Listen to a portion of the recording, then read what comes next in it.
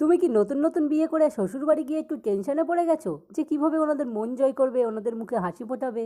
আরে না না, আমি কোনো সংসারে টিপস দিচ্ছি না, শুধু যেভাবে বলছি ঠিক এইভাবে পায়েস রান্না করে খাওয়াও, দেখবে শ্বশুর বাড়ির সবার মন আর শ্বশুরের আশীর্বাদ দুটোই তোমার আঁচলের মধ্যে চলে এসেছে। তো এবার তুমি তোমার নতুন রান্নাঘরে যাও, গিয়ে গোবিন্দভোগ চাল, ঘি, বাতাসা, কিশমিশ, কাজু, মিশ্রি, এলাচ আর তেজপাতা নিয়ে যুদ্ধে নেমে পড়ো। এবার ওই চালগুলোকে একটা বাটিতে ঢেলে পরিষ্কার জল দিয়ে খুব ভালো করে 2 থেকে 3 বার ধুয়ে নাও, কারণ আজকাল চালে যেসব পাউডার মিশিয়ে রাখে ওসব খেলে আবার পেট খারাপ করবে। তখন তোমার শ্বশুরবাড়ির লোকই বলবে তুমি ওনাদেরকে খাইয়ে মারতে চাইছিলে, তাই কোনো রকম রিস্ক নিও না। এবার ওই চালের ভেতরে কিছু পরিমাণ ঘি দিয়ে চালের সাথে খুব ভালো করে মিশিয়ে মোটামুটি আধ ঘন্টা রেখে দাও, দেখবে এটা দেওয়ার ফলে পায়েসের সুগন্ধটা আরো দ্বিগুণ হয়ে যাবে। এবার একটা হাঁড়িতে কুকুর, বিড়াল, ইঁদুর যার দুধ পাবে সেই দুধ 1 লিটার ঢেলে 2টো তেজপাতা আর 2টো এলাচ দিয়ে দুধটাকে খুব ভালো করে জাল দিয়ে নাও। এবার যখনই দেখবে 1 ফুট কমপ্লিট হয়ে গেছে তখন ওখান থেকে 1 বাটি দুধ তুলে নিয়ে 10 টাকার গুঁড়ো দুধ ওতে খুব ভালোভাবে মিশিয়ে নাও। এটা দিলে পায়েসটা ঘনও হবে আবার খেতে টেস্টই হবে। আর আমার আগের একটা ভিডিওতে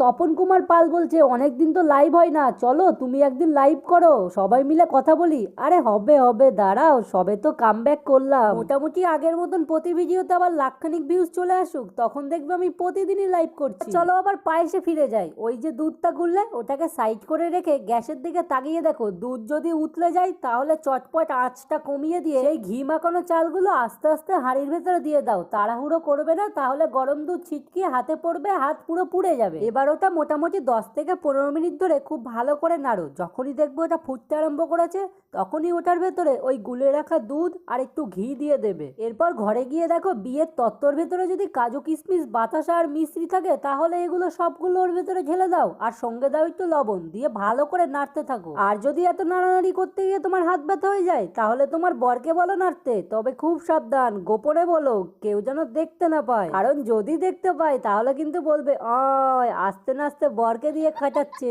আর এইভাবে মোটামুটি 10-15 মিনিট নাড়ার পর একটা চাল চিপে যদি দেখো চালটা গলে গেছে আর পায়েসটা ঘন হয়ে গেছে তাহলে ব্যাস একটা বাটিতে তোলো, সাজিয়ে গুছিয়ে বাড়ির সবাইকে খেতে দাও। আর খেয়ে যদি প্রশংসা পাও তাহলে আমাকে একটা লাইক করে দিও আর কমেন্টে আমাকেও একটু প্রশংসা জানিয়ে দিও। ঠিক যেমন আমার আগের ভিডিওতে সৌরভ ভাই বলেছে, দাদা আমি এটা বানিয়ে খেয়েছিলাম, খুব টেস্টি হয়েছিল। আর আশা করছি তোমরাও যদি এইভাবে বানিয়ে খাও তাহলে তোমাদের পায়েসটাও হেভি টেস্টি হবে, কারণ আমার পায়েসটা তো পুরো অমৃত হয়েছিল।